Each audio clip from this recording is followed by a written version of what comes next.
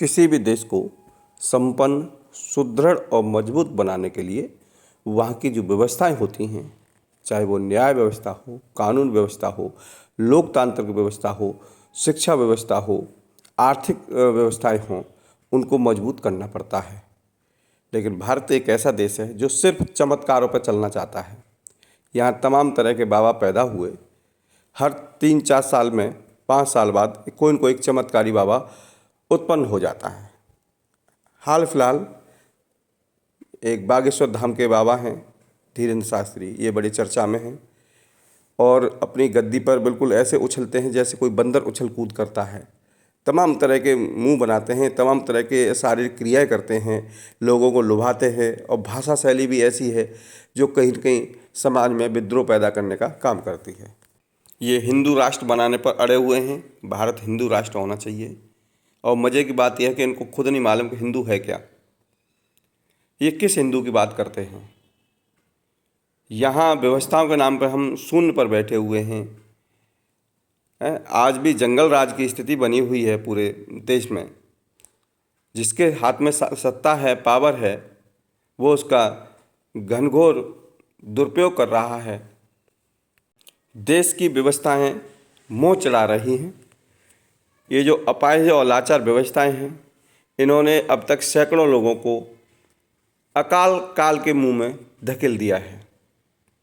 इस पर कोई बात नहीं करता, ना कोई ये बाबा बोलता है, ना साधु बोलता है, ना मठाधीश बोलता है, ना ही कोई नेता बोलता है।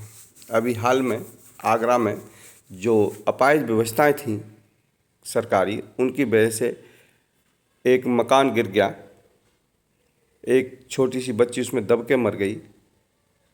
कोई न्याय उसको नहीं मिला। न्याय इसलिए नहीं मिला कि उसमें जो दोषी थे वो एक मंत्री के सगे संबंधी थे, रिश्तेदार थे। तो यहाँ जो सगा संबंधी है, रिश्तेदार है, वो दूध का धुला हो जाता है। बाकी कानून किस तरह काम करता है ये सभी जानते हैं। उत्तर प्रदेश में योगी का शासन है। योगी ने कहा था कि कहीं कोई अवैध निर्माण है उस पर बुलडोजर चलाइए, ख़त्म कीजिए, माफिया हैं उनकी कमर तोड़िए। बहुत अच्छी बात है, व्यवस्था होनी चाहिए। लेकिन योगी के जो अधिकारी हैं वो मस्त हैं, और इतने मस्त हैं कि उन्होंने अब तक सैकड़ों ऐसे लोगों पर कार्रवाई कर दी जो उस दायरे में आते ही नहीं हैं।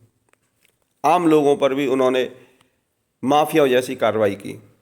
हाल ही में कानपुर का एक मामला है। ये कानपुर की डीएम है, ये अच्छा नृत्य करती हैं, इनके वीडियो वायरल हो रहे हैं।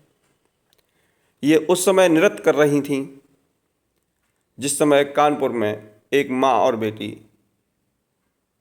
जलकर मर गई। इनके जो अधीनस्थ कर्मचारी थे उन्होंने उनके घर पर बुलडोजर चला दिया, झोंपड़ी में आग लग गई और माँ बेटी इस दुनिया से विदा हो गई। ये मदमस्त जो अधिकारी हैं, निरंकुश, निडर और निर्भीक अधिकारी हैं, उनकी करतूतों के कारण जितने लोग अकाल काल के मुंह में समा जाते हैं, उन अधिकारियों पर आज तक कोई कार्रवाई नहीं हुई। बुलडोजर निश्चित रूप से उन लोगों पर चलना चाहिए था जो अपराधी हैं, माफिया हैं, लेकिन बुलडोजर इन्होंने उन लोगों पर चला दिया है जो कैसे भी अपना परिवार चला रहे हैं, 2 वक्त की रोटी कमा रहे हैं, अपना आशियाना बनाए हुए हैं, सर पर छत छोटी सी है, उसी में अपना गुजारा कर रहे हैं।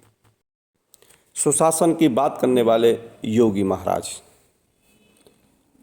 राम राज की कल्पना करने वाला पूरा देश, क्या अब योगी से ये भी उम्मीद करेगा कि जिनके कारण ये जो 2 जान गई हैं, जल करके लोग मर गए हैं, माँ बेटी की ये हत्या हो गई है, तो जो दोषी कर्मचारी हैं उनके यहाँ पे भी बुलडोजर चलेगा?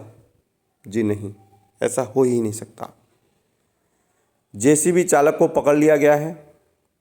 एसडीएम पर अभी कृपा इनकी बनी हुई है, एसडीएम भी उसी में उतना ही दोषी है, एसएचओ भी उतना ही दोषी है, और नृत्य करती हुई डीएम भी उतनी ही दोषी हैं। पीड़ित परिवार बताता है डीएम ने उनकी गुहार नहीं सुनी, उनको वहाँ से भगा दिया गया, डांटा फटकारा। तो ये जो व्यवस्थाएं हैं क्रूर व्यवस्थाएं हैं, इनमें होकर के देश को गुजरना है, इन्हीं से रूबरू होना है। और ये एक दिन की घटना नहीं है, ऐसा होता है लोगों के साथ।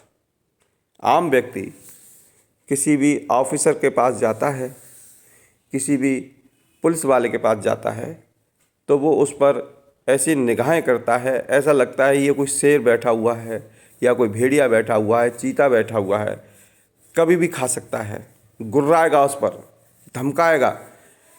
लेकिन इसी के उलट इनके दरबार में यदि कोई मंत्री चला जाए या कोई नेता चला जाए या कोई बड़ा माफिया चला जाए, तो बराबर में ये कुर्सी देते हैं, चाय नाश्ता कराते हैं, जी हजूरी करते हैं। ये वही टाइप के डीएम हैं जो कि चर्चा में रहे। बहुत सारे तमाम अधिकारी ऐसे भी हुए जिन्होंने नेताओं के जूते चप्पल तक उठाए। जूते चप्पल वही अधिकारी उठाता है जो जनता की नहीं सुनता है।